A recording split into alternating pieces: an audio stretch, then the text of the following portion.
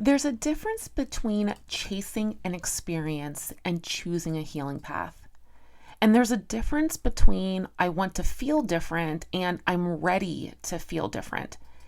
And if you've ever been in this season of your life where your nervous system feels completely maxed out, your emotions are so loud, some days you can't even feel like you can hear yourself think, or you can tell something inside you is asking for a deeper, more responsive reset, then you know what I'm talking about. It's that need to step into just something different. And so today, as you know on this podcast, I love talking about things that are just outside of the conventional norm and really allowing you to experience and open up to different opportunities and different healing experiences. And the topic that we're going to be on today is really one that I've actually brought a couple times now. But each guest that I've had on has had a different flavor. And I've loved that. I've loved exploring the opportunities and the flavors that each guest brings to the show. And so today we're going to be talking about microdosing for healing and how intentional earth medicine may support emotional balance, spiritual connection, and personal transformation when it's approached with education and safety and integration, not these shortcuts that maybe you feel that you see other people are stepping into. And I want to be really, really clear. This isn't some kind of trendy conversation. This is something that I have found really fascinating for quite some time. And I wanted to approach this in a grounded response. It's about this personal responsibility, allowing you to step into this healing path with more information and more education and more grounding. It's about understanding that real healing doesn't come from one perfect tool. It comes from how you use a tool, how you're supported, and how you integrate what comes up afterwards. Because that's the key thing here, especially you're going to find out in this conversation. It isn't about the tool of microdosing, regardless of what your medicine is. It is how you integrate what comes out of that and how you use that to expand and open up your overall conscious awareness and your evolution as a human being. And so my guest today is Casey Garrett. She's the founder of Microdosing for Healing and creator of the Professional Microdosing Facilitator Program. It's a trauma-informed certification that is now taught globally. And after her own healing of a lifelong seizure disorder through intentional microdosing, Casey has dedicated her life to helping others use this practice for nervous system regulation, trauma resolution, and intuitive awakening. Her approach blends education, ritual, and harm reduction, really helping to empower a new generation of facilitators to support microdosing journeys with more skill and care. And so in this episode, we're going to be talking about not only Casey's personal healing journey and why she's so passionate about this work now, but we're also going to be talking about microdosing as a support for nervous system regulation and trauma healing. We're going to talk about breaking the stigma by shifting the conversation into empowerment, safety, and responsibility. And that's one of the things that I loved about this conversation. She really brought a lot of the educational piece into it, brought a lot of the talk in regards to what kind of backing and research there has been on how this can be such a powerful tool if that is something that you are looking to step in towards. She's going to talk about why ritual and intention matter as structure. And she's going to talk about the rise of trauma-informed facilitators who are bringing more integrity to this space and using this with power and intention rather than just something willy-nilly. Now, a quick note. This episode is educational. It is not medical advice. It is not encouragement to do anything illegal. Laws are going to vary by location, and psychedelics aren't appropriate for everybody, especially if you have certain medical conditions or on medications. You need to make sure that you are keeping yourself safe. And so, what I would recommend is that if this is something that you're interested in, make sure to reach out to Casey directly so that you can have that confidence that you are on the right track and that you are doing what you need to do. Okay, let's get into this conversation with Casey. Let's dive in. Hi, Casey. Thank you so much for being here on the podcast today. Thanks so much for having me. We're going to be diving deep into a whole conversation around microdosing, protocols, trauma, nervous system support, really supporting the healing process. And this conversation is going to be incredibly rich with information, but also inspiration and giving you a little bit of know-how of how to move forward. But before we really dive into that, Casey, let's get to know you.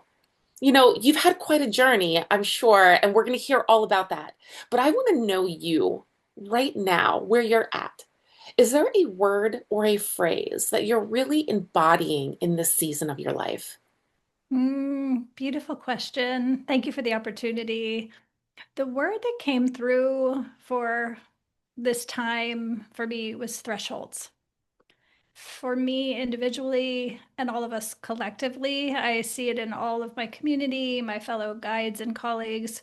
We're all kind of being asked to have one foot in the past, one foot in the future right now, and really take stock of everything that we have experienced and been through, kind of our collective wisdom of our lives, and how do we metabolize that, embody that, forgive parts of it as necessary to move forward into kind of this next iteration of both individual lives as well as our collective societal experience. Mm.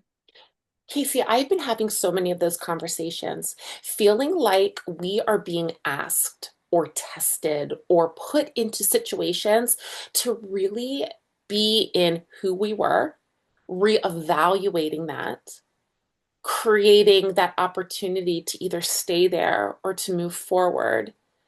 And then also being shown that potential future and how we can expand and where are we going to be? Where are we going to choose? So, your word is so perfect for the conversations I have been having.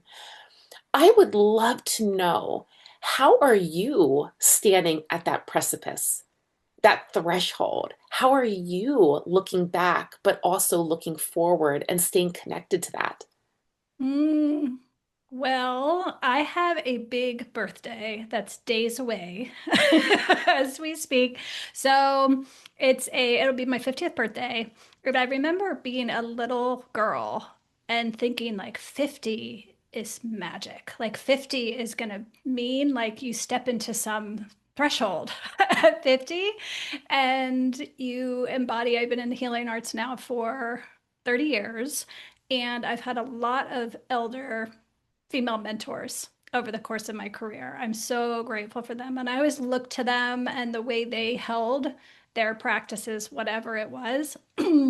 And I always held 50 out as a marker ahead. And it's really beautiful to kind of be approaching that and in this moment really looking back across half of a life, right? And seeing how our experience builds and you come to this place where everything all starts to make sense. Every failure, every stumble, every time you went through a pattern several times before learning that lesson, it all starts to come into coherence in a new way. And I think it's because it's a time in our life when we are about to um, support and mentor the next generation very naturally based on everything that we came in with to learn in this lifetime. Yeah, you're absolutely right. And as we talk about it all making sense, these pieces of the puzzle coming together to create this picture, this vision of where we've come from and where we're going, I would love to know about your journey, Casey. Where were you? What was happening in your life, your body, before you really stepped into microdosing? And what was the first moment that you realized, oh, this is actually changing me?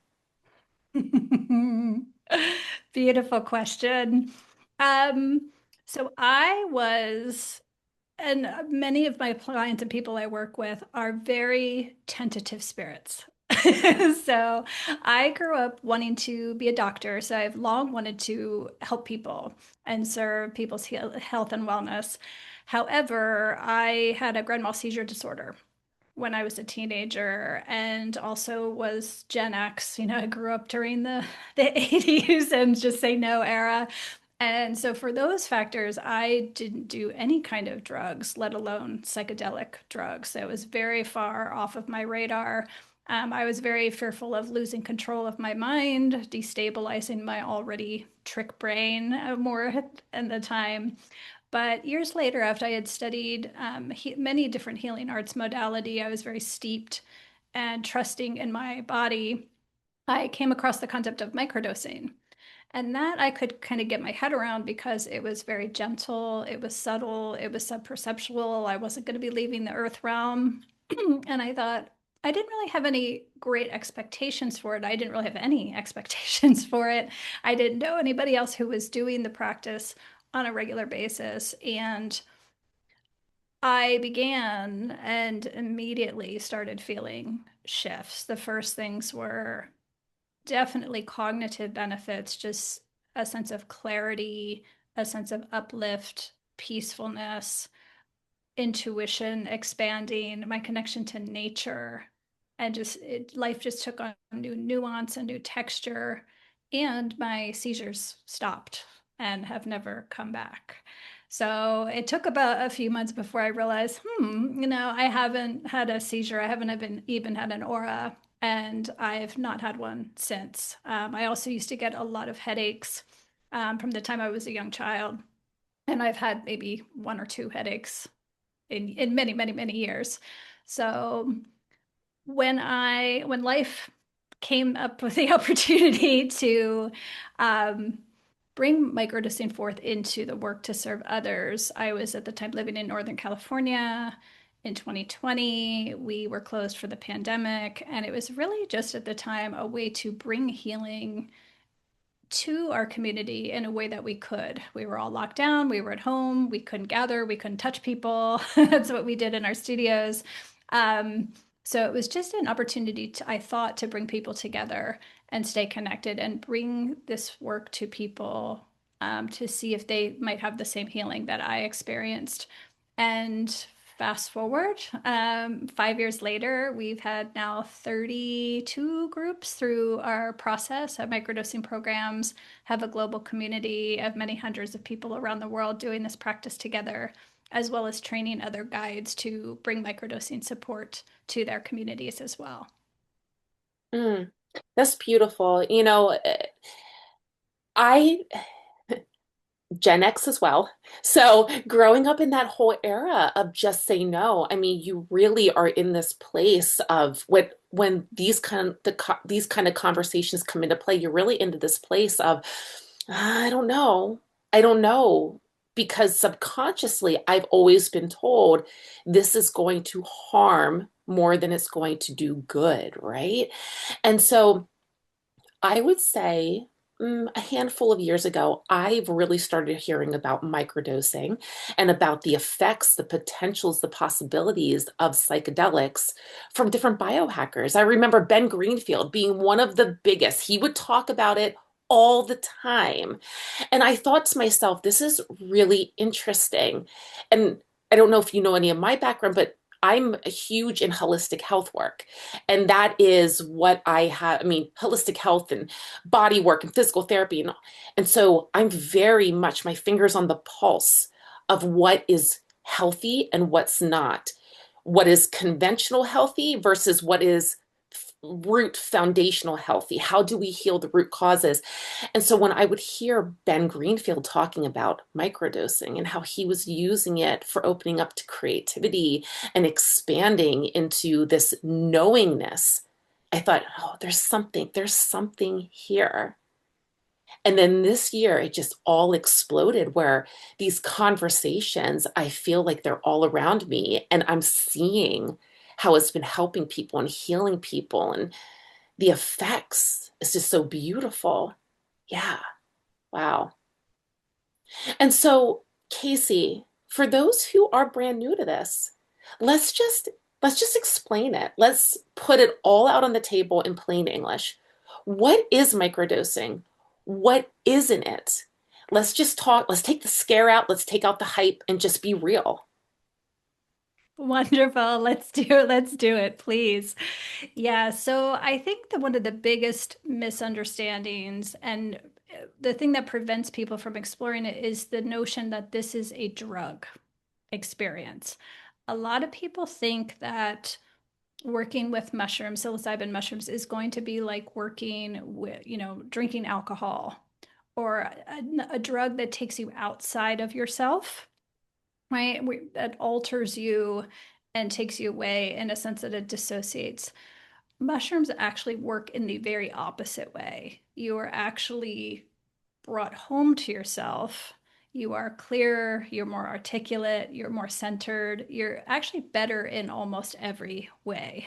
My clients who often have the most hesitancy, they come to me and they're like, Case, I cannot be weird for like a second. I'm drawn to this, but I have a big job.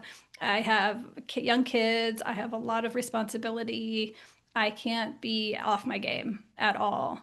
And they come back in a few weeks and they're like, why is everybody not doing this? I'm not only better in the way that I hoped, I'm like better in every way. I'm clear, I'm smarter, I'm sharper, my reflexes are better. And it's a shame that it's taken us this many years to kind of come full circle, because for many years we did have these medicines as part of our culture and part of our healing modalities. We've just been in an era that pharma has been king for a very long time, and we're now in this moment where we're starting to reawaken to the natural world and all of the healing gifts that it possesses. Do you feel like this is going to shift? Do you feel like we're going to move into a stronger era where this is going to be more acceptable, more open, more public? Undeniably. Yes. Yes.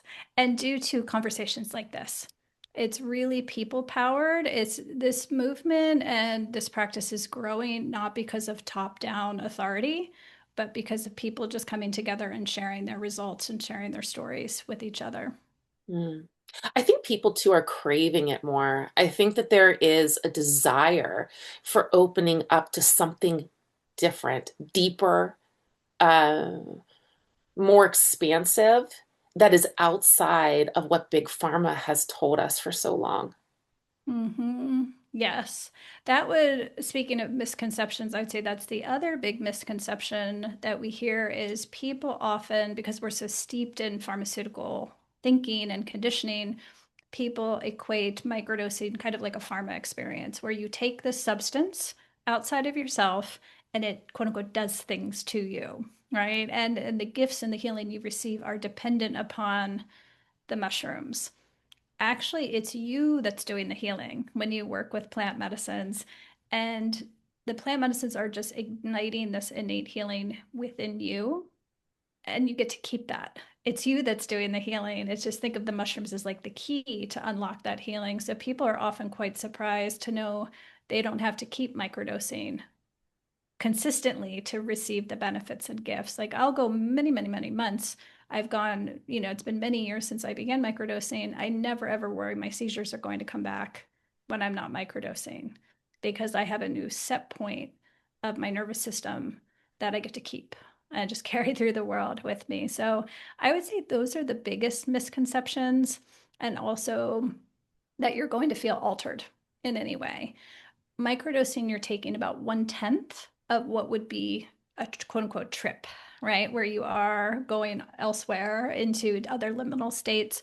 Microdosing is subperceptual. And so part of the beauty of working with like a coach or a guide is kind of pinpointing the dose that's going to be perfect for you, where you're feeling enough gifts and benefits, but you're not feeling altered in your day-to-day life.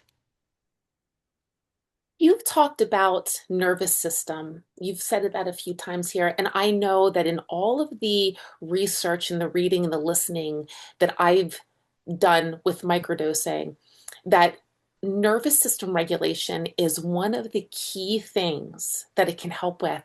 And so let's talk about that. Let's really dive into how it helps the nervous system to regulate on just any random afternoon, right?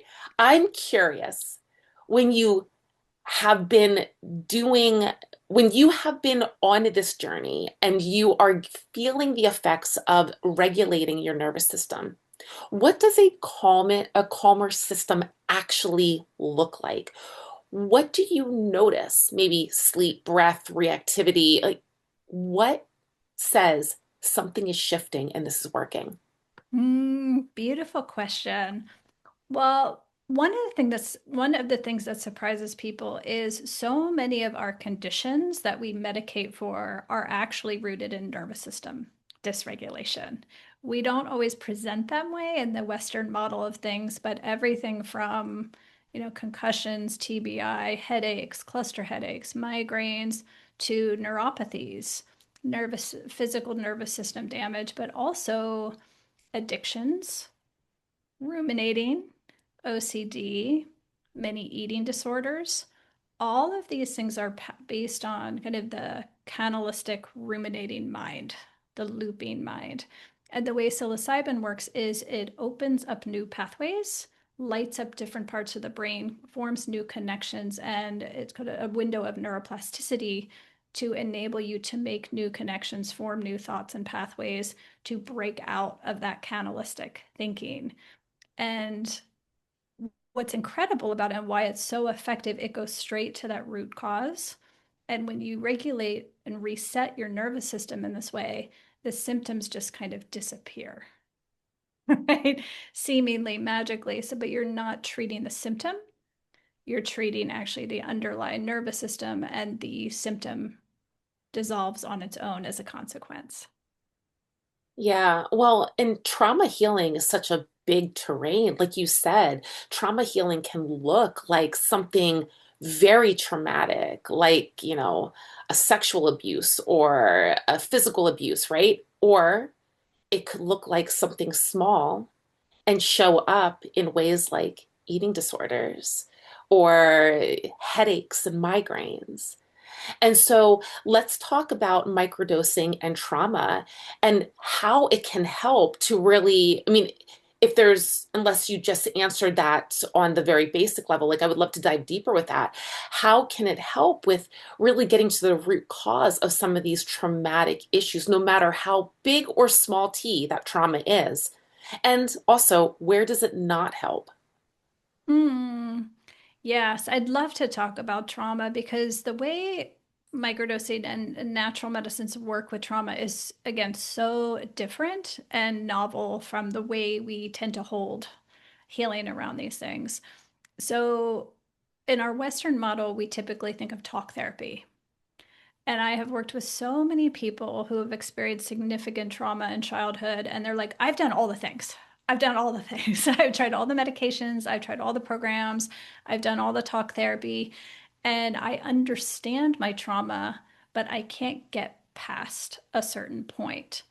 And this is where mushrooms can be so incredibly effective, as are, especially when combined with somatic practices and body work, because so much of our healing of trauma needs to go beyond the mind, needs to go beyond the story of the thing, and it needs to be a felt, embodied sense of being, of calm, of safety. And it's that felt sense within one's body that actually builds the capacity that talking about our trauma can never quite get to. So, whether you're talking about big T trauma or little t trauma, I love that. It's really about building, psilocybin helps us build a capacity within which to hold our life experience, and it stretches us. And I've seen this again and again where someone who came in with this trauma they experienced was such an overwhelming, dominant part of their life and their identity. It doesn't take away the trauma, it doesn't diminish or discount their life experience. What it does is their own perception of themselves has grown and been stretched so expansively that it just becomes one part of their human story. It doesn't define their life anymore. So that's how it works with trauma, and it's so differently than so many other modalities.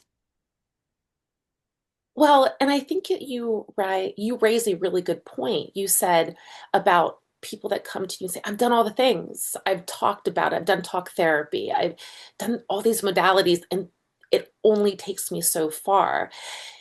Because I feel like sometimes when you're not really getting to that root, well, first off, I mean, all of us subconsciously, we may have these big blocks up that don't allow us to actually push past that fear and see what needs to be seen in order to heal on a deeper level, right? And then when we do some of these other modalities, and I'm just going to say talk therapy, for example, there's many, many others, it can get to a point where you're just reopening wounds and never actually getting to that root cause of healing, right? Again, I I'm a big advocate for talk therapy and for so many of these other modalities, but depending on who you are, where you're at, it can be limiting.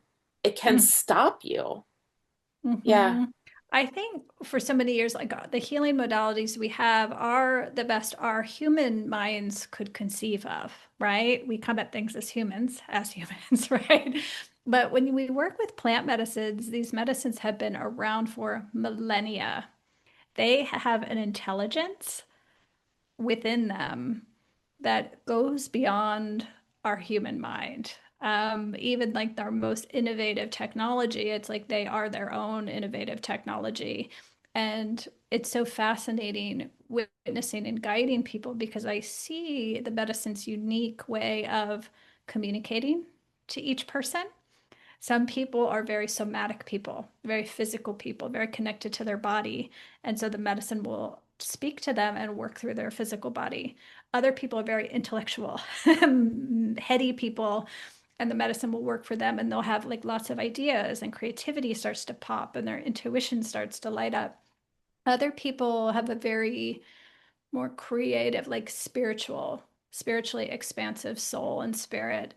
And when that is the case, the medicine could speak to them in that language and connect. And so it's so far I often witness like nothing I could have conceived of as a human.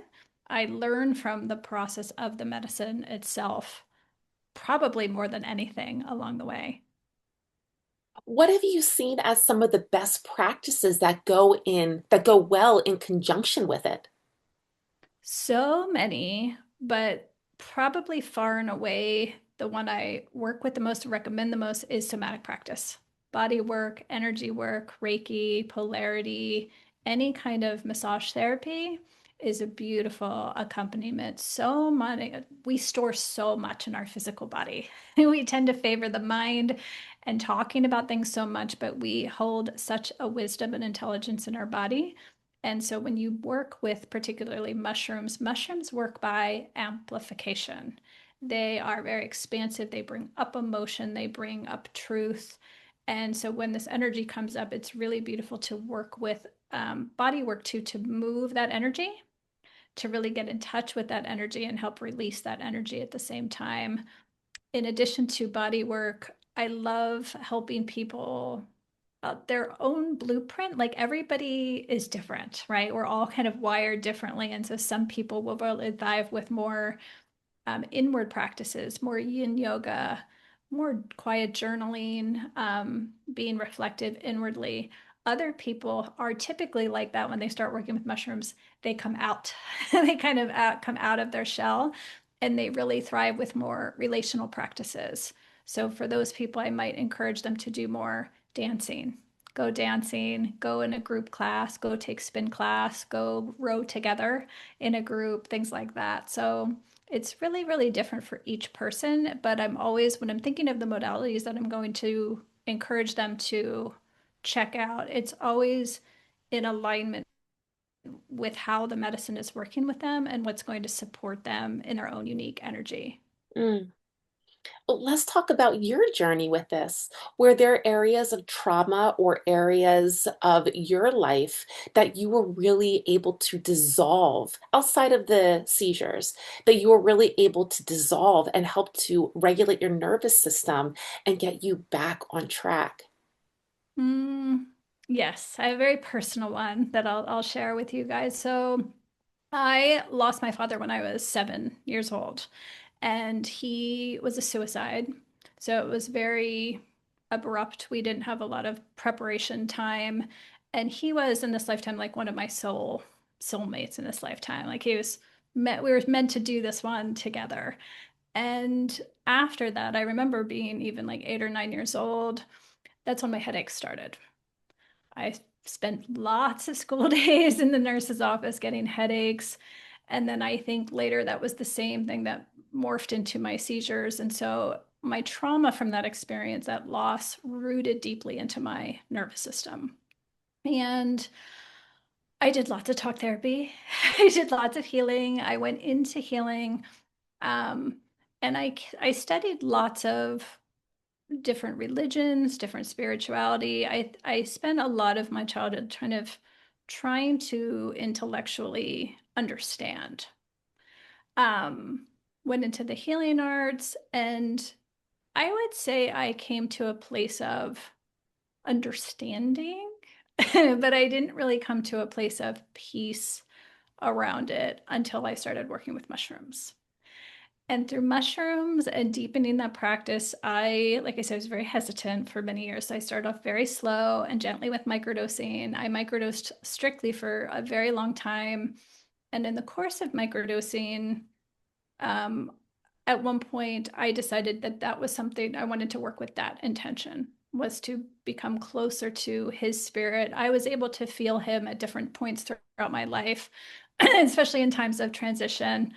I could feel his presence, but it was always very briefly and very unpredictably. And I wanted to have this sense of him, closeness with him.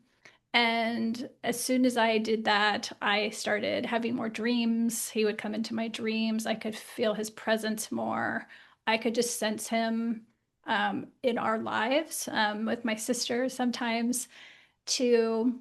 But it wasn't until I journeyed for the first time.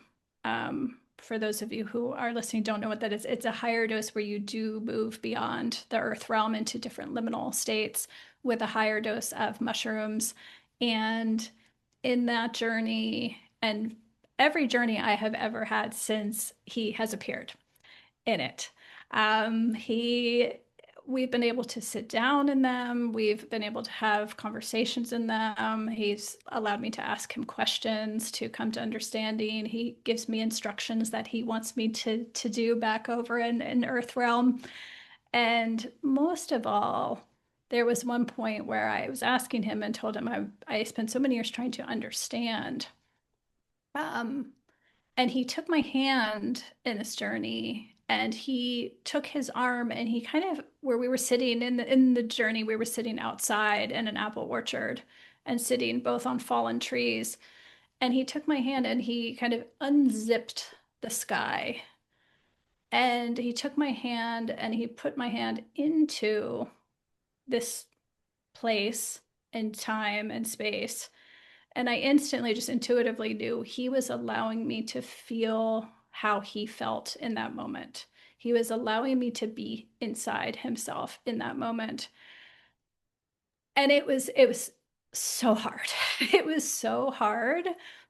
And I won't go on to describe it in detail, but it was in that moment that I found peace. I found peace, I found compassion, I found complete and utter understanding, and also a sense that he could not go on in this particular form and he was going to catch the next one, so to speak. So thank you for letting me share. It's a really personal story. And since then, I have worked with many, many, many clients who have lost spouses, who have lost children, who've lost people very close to them, who are hoping to be supported by nature in finding the same peace. Mm. Thank you for sharing that. Beautifully emotional, but also pivotal and transformational. Do you feel that that was that pivot point for you to really show you that this microdosing, this journey, this work that you were doing was really, it was really working for you? Like it was that key that was unlocking that next level? Great question.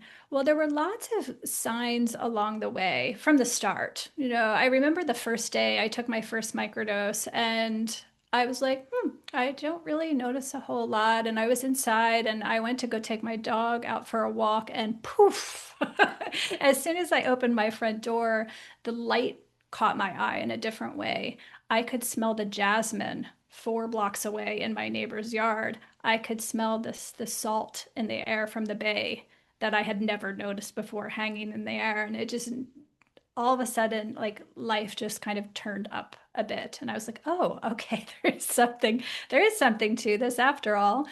And then what most people experience, as you intimated a little earlier, is you go through life day to day. And it's not until life gives you something to reflect on that you really see your nervous system growth and potential.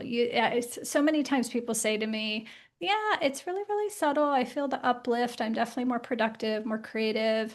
I'm sleeping better.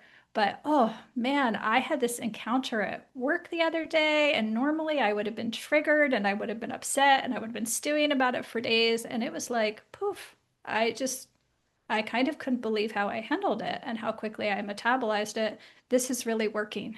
Mm. It's usually something like that where they notice like they're quite different than they were.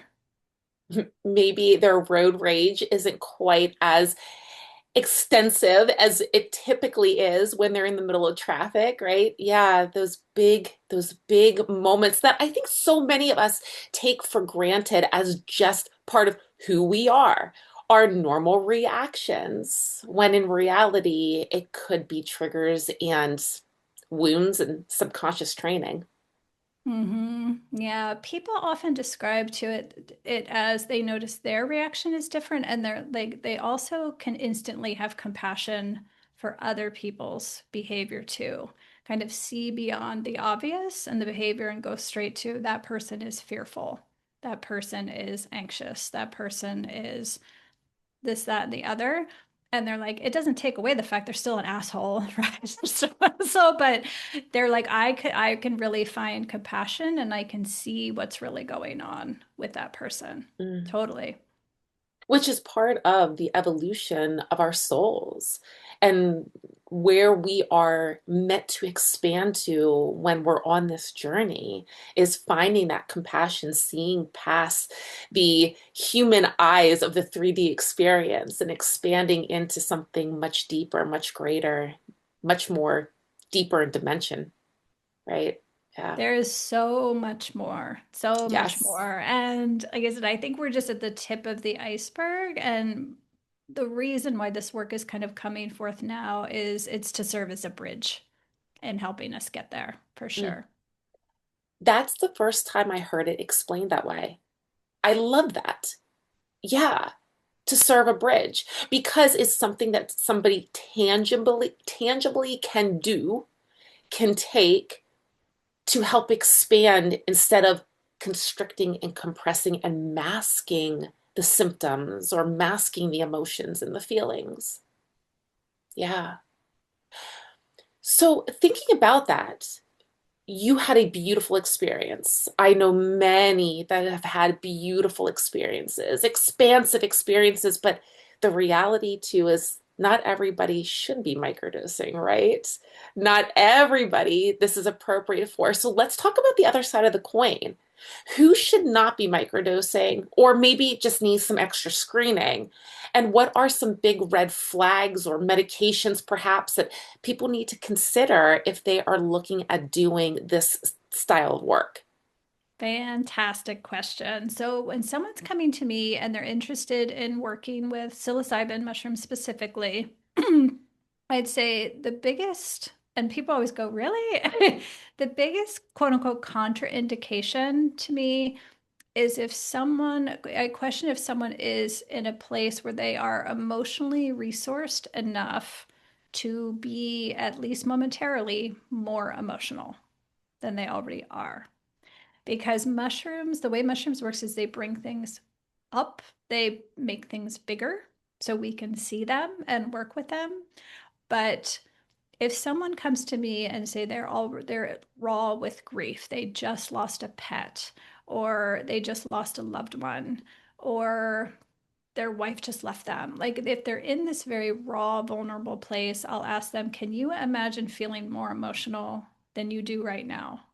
And if they say, no way, no way, that's a sign to me that it's not that they can't work with mushrooms at some point, but I'll typically work with them with other lifestyle practices first before we move into psilocybin.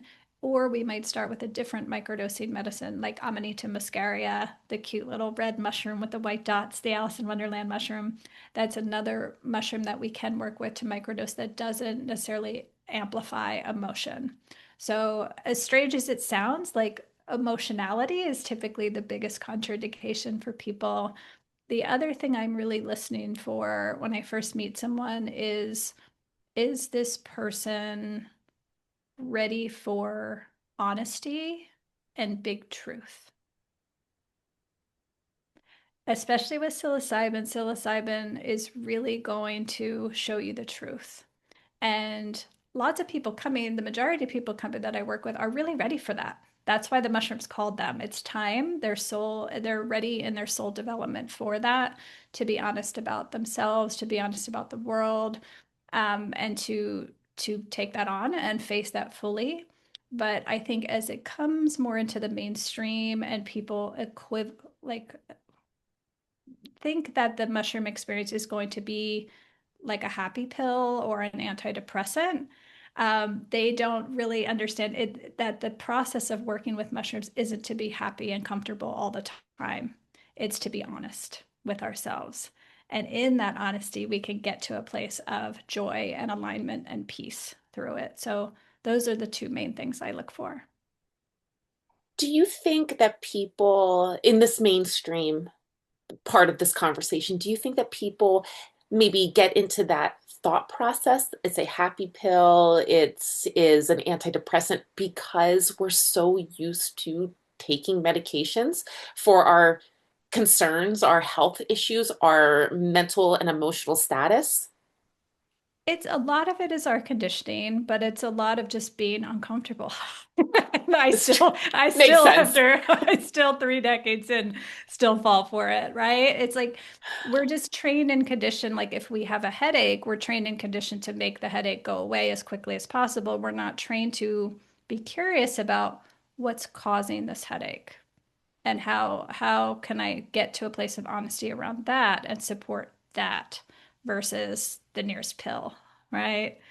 So it's a Yeah. lot of conditioning, and a lot of it is just continuously bringing ourselves back to that curiosity, because it's giving ourselves a break because it's been many, many, many decades of conditioning that we're kind of turning the ship around in. Yeah. Well, part of this conversation, I really wanted to drive home the concept that this is very open and honest and possible and not scary per se. That we're taking the fear factor out of this, right? This is something that could potentially help to open up somebody's healing journey. And so, with part of that, for those that this is appropriate for those who it is the right leg of the journey where their soul is calling them to, let's talk a little bit about some of the essential elements when it comes to creating a protocol. Let's take some of the questions, the fear out. What does a typical especially if somebody is looking to balance their nervous system, to move past some of the traumas and some of the things that have been holding them back? What is typical for a dose cadence maybe intention setting, tracking.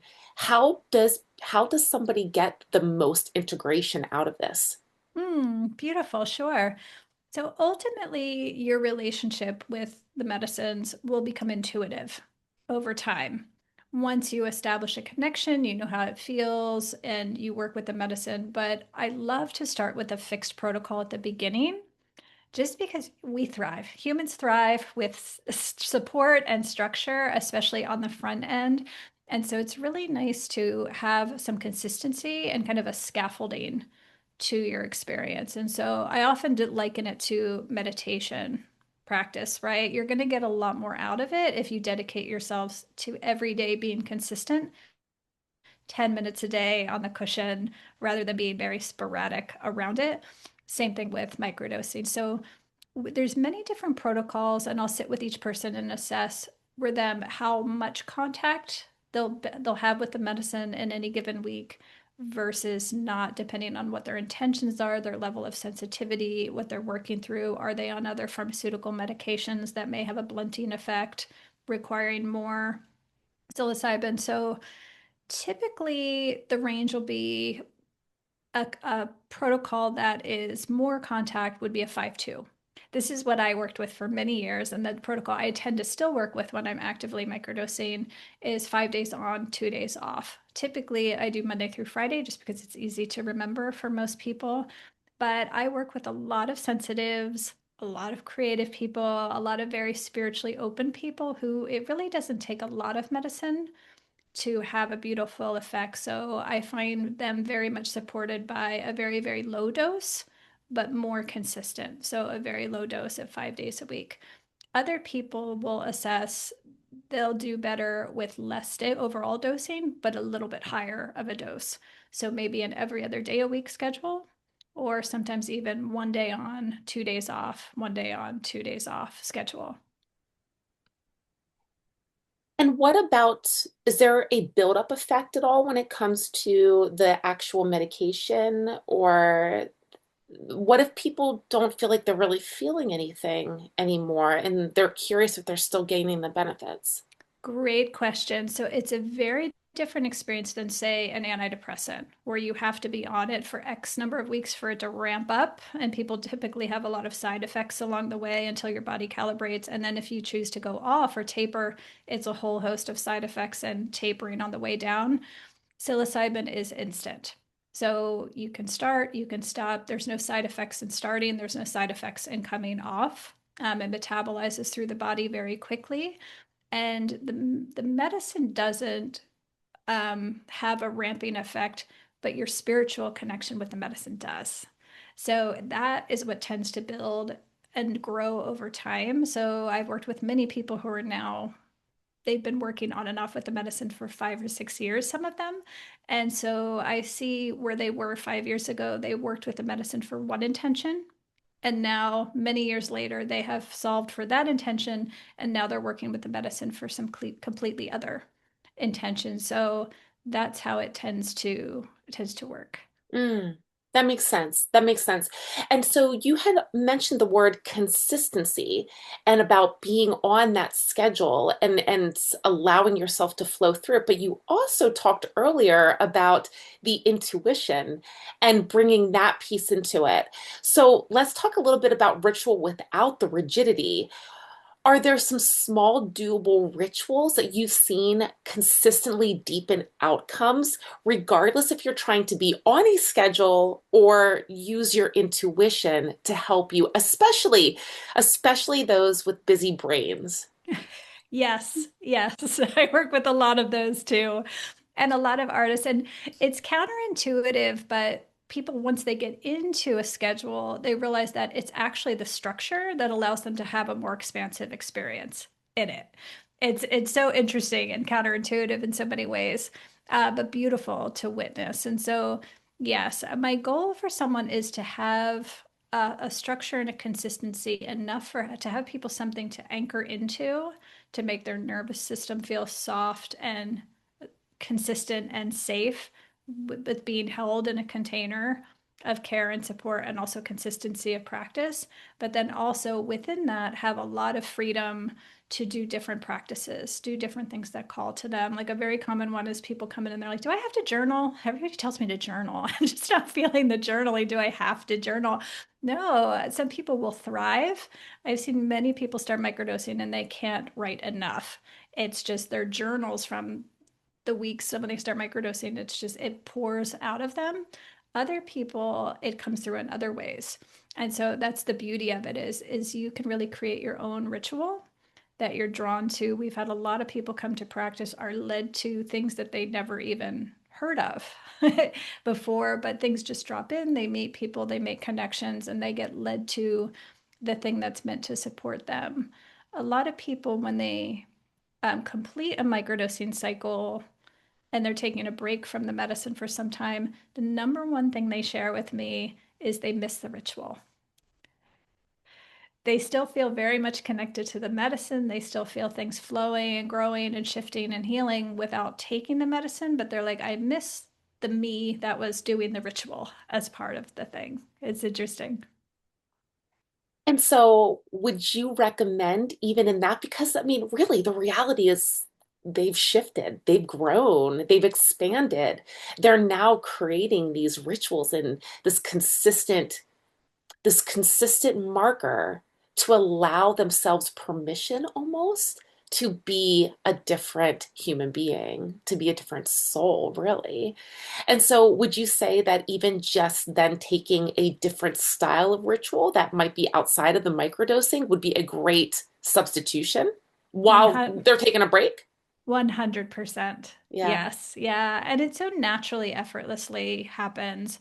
And I have the privilege of seeing people over time because I'll go from their intake call and then some of them stay in our community for years later. And it's so fun having our calls and seeing someone and remembering and reflecting on the very first time I met them and their intake call and how far they've come and how much they've grown. They are, like you said, a completely different person in so many ways. I love it. I love it. Well, let's talk about the growing part of it. Realistically, what do you see as a realistic timeline for things to start to shift? And are there some tiny markers along the way that may get overlooked, but to you, they're kind of a big deal? Yes. This is one thing where us, especially Americans, are notorious around the world. We expect everything to be solved in 30 days. You know, when I work with people and guys in other countries, they're like, you guys think you're so unrealistic with our sense of you build up these experiences over lifetimes and you think you're going to solve for it in 30 days. And I'm like, yeah, 30 days, that that's long. that's just us. That's just us. That long, that's forever. Yeah, no pressure, no pressure. Nature just laughs, nature just laughs. So I love working with 6 week cycles. I just chose that at the beginning and it's just worked really well because I think most people I have worked with at 6 weeks, most people have experienced significant shifts and breakthroughs. They're connected with the medicine they feel. Most people, in my experience, microdose for about 3 months their first time when they begin microdose. I see some people do less who have a lot of growth and a lot of healing, a lot of movement. Sometimes they get to 6 weeks and they're like, wow, okay, I just want to integrate and take a beat and experience my life as this new new experience. This is especially true when people can clear significant health conditions that they have battled with sometimes for many, many decades. It's just nice to experience and kind of grow into their new skin and experience of life. But most people on average, I find it's about 3 months.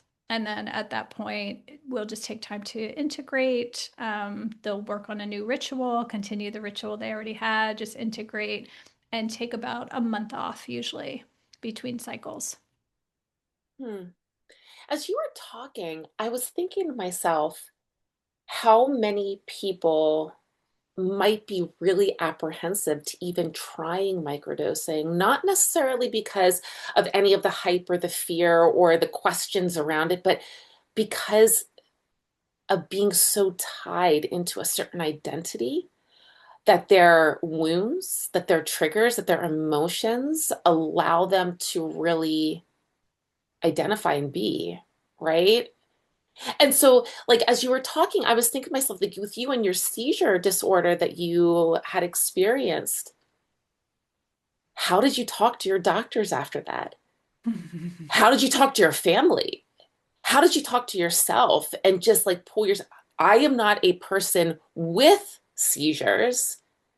I'm a person who experienced seizure. Like, do you see what I'm saying? Like, it feels like it can really open up a ball of convoluted conversations to yourself and to others, especially your professional medical team.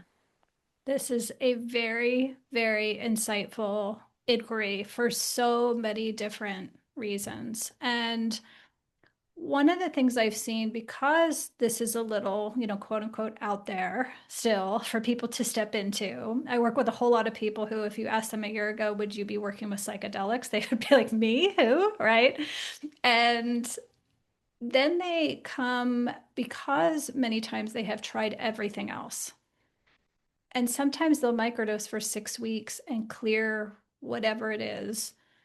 And it's exactly as you said, then the practice becomes opening oneself to receive, to take on this new identity, to release my old identity. And some people have built their entire life around being a survivor of X or a sufferer of Y, right? And these boxes that we put ourselves in. And we're so conditioned, so many of us, I see this in so many people I've worked with, that we need to work hard for our healing. We need to earn love. We need to earn our value and our right to be happy and healthy and free. It's so hardwired in so many of us. And so that becomes the coaching and guideship and support, is helping people step into this new reality. And that sometimes is way harder for people than getting their heads around working with mushrooms, right? That's when the real work starts, is kind of having their mind catch up with what their soul already knows. Having the conversations, having people grow along with us. When you have grown and healed sometimes so quickly, giving the people around us who love and support us time to kind of catch up to us too, and having, I often say it's, you shift and change first internally, and then you need to give the architecture of your life time to catch up to you. Yeah. Oh, give the architecture time to catch up. I love that. So, you on your journey, when you had your seizures pretty regularly, did you have a whole medical team involved with following that? Yeah. So, how did you transition and allow your medical team to catch up with the architecture of where you were building and what shifted for you? My experience is a testament to how far this work and field has come since I started. Because when I shared it with my doctors, I had three physicians that I worked with at the time, and all three of them were adamantly against it. It was, their reaction was so fearful. One, it was immediately about, I could damage my brain, harm could come to me, I should be very fearful, I should be fearful about going off my Western pharma medications. And they didn't want any responsibility if anything would happen to me. One of them said they wouldn't be my doctor anymore if I chose to try this. So I was just really disappointed in that I wasn't centered in any of the conversation, and there was such a lack of curiosity afterward. When I decided to go off my medications and pursue natural methods, none of them were even curious to see what happened. Like, I would be so curious to see what happened as it being in a field to support people's healing and health. And that was very lacking. However, fast forward to the present day, I have so many physicians, nurses, clinicians, pharmacists, every stripe of professional in my training programs today to learn about medicines because their clients are asking them for it. When I ask the doctors and nurses and clinicians in my programs, like, why now? Like, what brought you around? They said two things. It's they've been keeping an eye on the research, they've been following along, and their clients keep bringing it to them.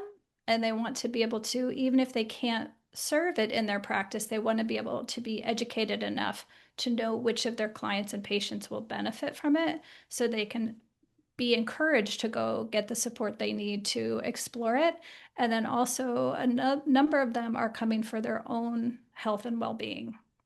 Lots of them say, I can't introduce this into my practice, but I believe in it and I want to work with the medicine so that I can be a better doctor, healer, nurse, what have you.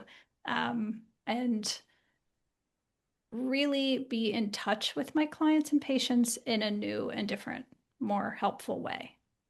Mm. Which shows that thirst, that desire, that need for something deeper, something bigger. Oh, I love that. And so you mentioned research. Can we talk about some of the research? What is research showing right now that's allowing people to say, whoa, especially some of the medical professionals, whoa, there is something going on here, and I might want to know more about it. It's been pretty phenomenal. Phenomenal. The research tends to be focused on high dose psilocybin work because it's far easier to study, right? There we can control for variables. A mushroom journey is usually 5, 6, 7, 8 hours. We can test that. Microdosing, there's so many variables in a person's day-to-day life over time. It's it's much more difficult to track data in a quantitative way with microdosing. So that said, it's been pretty remarkable. So, from the start, the studies around alcohol addiction, cigarette smoking addictions, any kind of addictions, the research has been pretty remarkable. Depression and anxiety. They've also studied psilocybin for end of life distress and terminal illnesses. It's becoming more and more accepted in palliative care. Also, two studies that came out recently that we're so excited because we've seen this in microdosing, just witnessing it anecdotally, and we've just been kind of waiting for the research to catch up and show that Parkinson's. So psilocybin is really supportive for people with Parkinson's diagnosis, also longevity. So psilocybin is showing that people they studied it in mice or rats that the telomeres lengthened and grew back, and which totally tracks with what we have seen in real world practice because we've had so many people come to practice who have these diagnoses of things that Western science tells them can't heal. Like, we can manage your symptoms, but you can't heal this. Like, we can prevent more damage from happening, but we can't go back and heal you backward, back in time. We have actually seen this to not always be the case. Like my seizures, I've worked with other people who had seizure disorders that they were told there's nothing they can do. I've worked with people who have stroke, where people said, you have damaged your body, there's no repairing this, also to show improvement, as well as Alzheimer's and dementia as well. Mm. Wow. It's Yeah.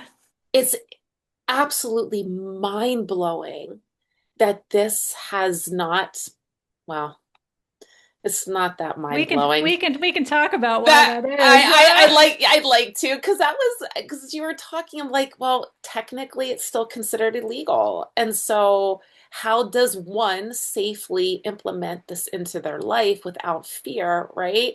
But also easily. Let's let's just let's pull the cloth away and look behind the curtain and see what exactly is going on, and will we will we see the day where it does become legal that we can work Mm-hmm. with this medicine more easily and freely? Mm-hmm. Yeah, it's such a shame. And to be honest, I have seen, especially early on when I started practicing with groups, a lot of people expressed a righteous anger that this healing has been available all along, and it's natural and it's effective and it's so safe. It becomes quickly absurd And it's like, well, why is this being withheld from us when we know, when we know? And several reasons. So in the 50s and 60s, there was a lot of research underway with psychedelics, with LSD especially, but also psilocybin. And it got caught up in the politics of the time. So very long story short, under Nixon, these substances were placed on the Schedule 1 DEA list, even though mushrooms do not qualify for any of the scheduling requirements. It's not addictive. It's one of the safest, quote unquote, drugs there is. They're not habit forming. None of them qualify as a Schedule 1 drug yet. Yet they were placed there for political reasons to drive a wedge in those populations in society that were associated with these substances.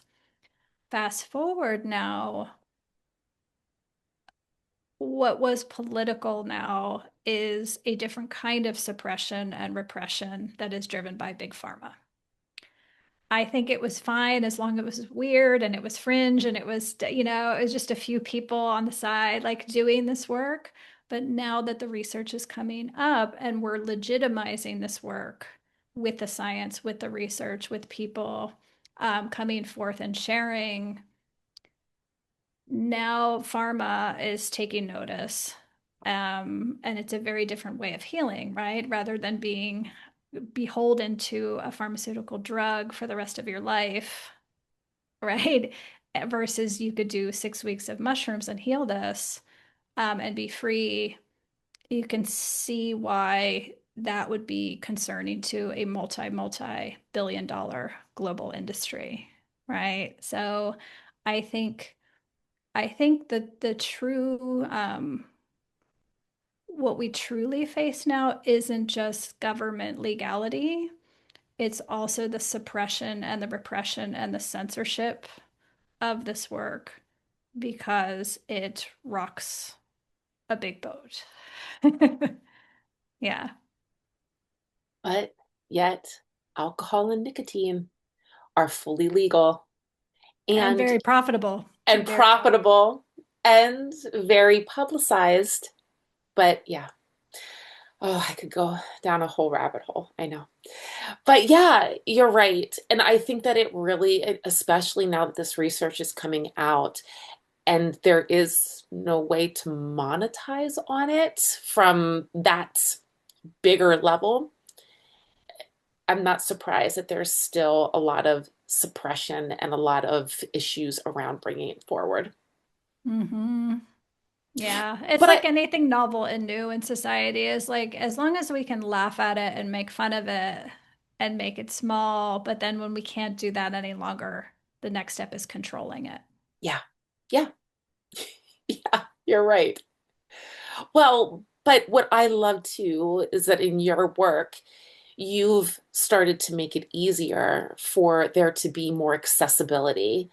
So, can we talk about your facilitator program? Yes, sure. Yes. So, tell us about what you have in the works or what you're doing in your business to help make this more accessible, easier, and more healing for people that are needing it, thirsty for it, wanting it. Thank you so much. One of the joys of this work, I never in a million years thought I would be working online. I was one of those people. Like, I don't think before the pandemic I'd even been on Zoom. And so it's hilarious now. But the beauty of that is this work is global in nature. And so we have people from all 50 states and 30 countries who they can't talk to anybody around them. They're like, they come and they're like, am I the only one in Iowa here? Like, no, you're not alone. And so it gives people this practice beautifully brings people together in a like-minded, connected way, which is one of my favorite aspects of the practice. And really over since 2020, our programs really grew exactly that to make more education and more access available. And so while we started with group programs, everybody in the group program wanted a means to continue and also to open it up outside of the programs to a more broad, diverse community. And so we created our community program, which is just an easy peasy month to month accessible It's very cost effective to come in. And what enabled us to do that is fast forward to the present day. There are some brave souls that are providing sourcing publicly. They have religious protections in place so that they can source high quality, high integrity medicine. So that if you live in a place where you're like, don't even know where to start to find sacred mushroom work, they are available to source people directly all over the United States as well as Canada at this point. So that allowed us to grow the community. And then the facilitator program really grew out of so many people, so many people in our 6 week program got to the end of that program and said, I think I want to do this for work. Is that crazy?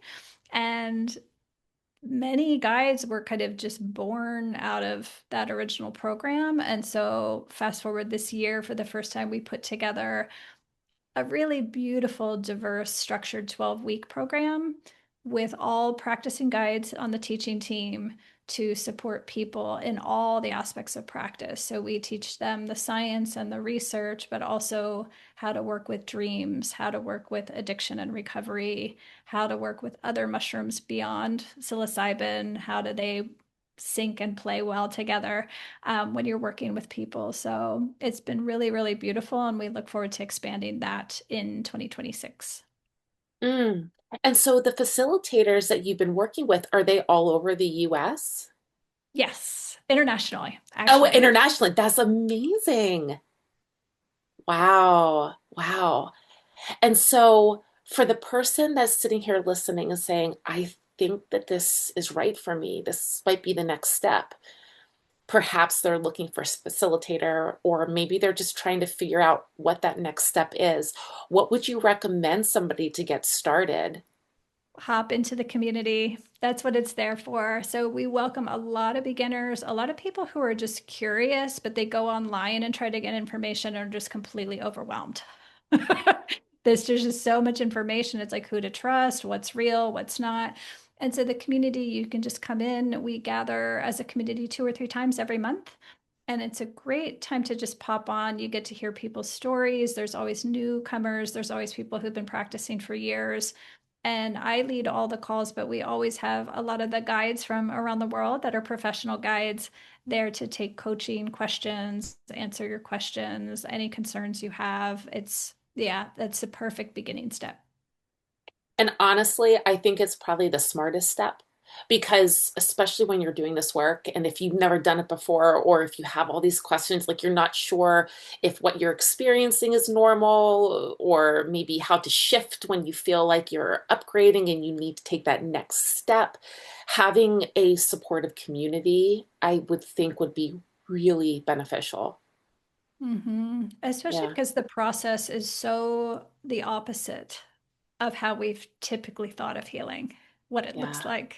Yeah. yeah. Oh, that's so amazing. This has been such a great conversation. I've had a few of these conversations this year so far on microdosing, and I've loved them. But I feel like we really dived into the nitty-gritty and like just being real about it and just pulling back all of the airy floaty stuff and just being really solid in the conversation. So thank you for that. My Amazing. pleasure. My Amazing. pleasure. Yeah. I mean, there's so many entry points to this work. I've worked with a lot of people who were like, Case, I don't, none of that woo. I don't want any woo. And they're very steeped in the science and the research, and they're there usually for the intellectual benefits and gifts of the medicine. But the beauty is we get all of it. No matter what you come in for, it slowly opens your mind to all that is possible. So whatever is drawing you to practice, just know that like that's just the beginning. I love that. I love that. Well, before we find out where your community is hanging out, how to get in touch with you, where you're hanging out in your work, let's do a few rapid fire questions. How does that Sure. sound? Sure. Sound good? Let's really allow the listener to hear you and some of the personal points on your own journey based off the conversation that we've had today. Okay. I'm going to ask you three different questions, and it's just going to be some rapid fire, whatever comes to your mind first. All right. Are you ready? Ready. Okay. All right. Number one. What is a micro movement that always recenters you in under 20 seconds? Oh, breath. The breath. Powerful, powerful breath work. Yes, I love that. Okay, number two. What is a myth about microdosing you would secretly love to debunk at dinner parties?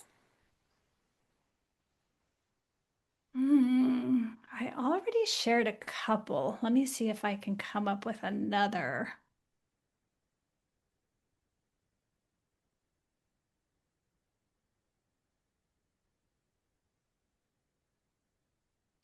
I think that a myth is that we can necessarily control the outcome. I share this because I've been continuously amazed at people set the intention and the expectation, and over again, spirit and the medicine kind of goes above and beyond anything we could have conceived as possible.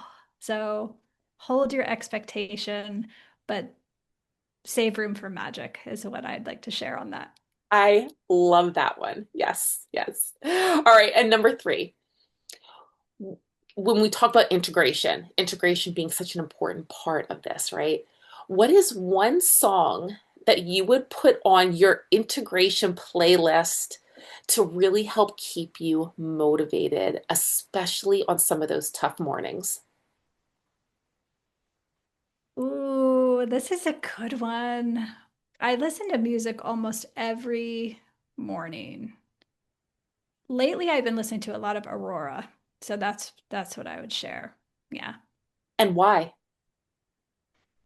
She just has this otherworldly quality to her voice and music that I think I can just feel the earth speaking through her in her voice. And so I think, yeah, it's just a beautiful compliment to this work we're Mm, doing. I love it. I love it. Kind of opens you up to being able to allow the medicine to do its work. Beautiful. Integration. Where can people find you? Where are you hanging out? And let us know where people can go to get into your community. We're easy, all the same place. We're at Microdosing for Healing. All the things live there. So you can just go to microdosingforhealing.com. Mm.